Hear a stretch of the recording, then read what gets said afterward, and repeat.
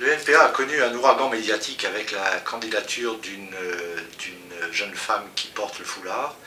Comment cette candidature est-elle arrivée finalement à maturité? Cette candidature est arrivée à maturité comme toutes les autres candidatures, c'est-à-dire qu'elle relève du comité. Le comité est souverain dans les statuts du NPA, ils prennent la décision des candidats qui vont présenter ou pas. Ils ont choisi de présenter Ilham Moussaïd.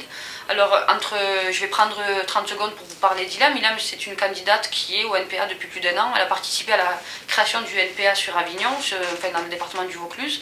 C'est une candidate qui a été choisie sur ses valeurs, sur les principes anticapitalistes et non pas sur le fait qu'elle porte un foulard. Il faut arrêter de croire que c'est une candidate qui a été parachutée au sein du NPA uniquement pour les régionales. C'est une candidate, comme je l'ai dit, qui est là depuis plus d'1 an aujourd'hui, donc c'est juste un enchaînement logique à son militantisme et à son implication au sein du NPA. Elle n'est pas parachutée, elle correspond et on se retrouve sur des valeurs anticapitalistes, sur des valeurs laïques, parce que oui, on peut porter le foulard et être laïque, même si le débat est en train de se mener au sein du NPA.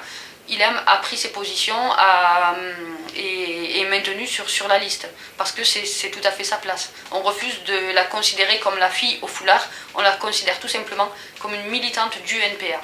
Une militante anticapitaliste, une militante féministe et pleine de revendications.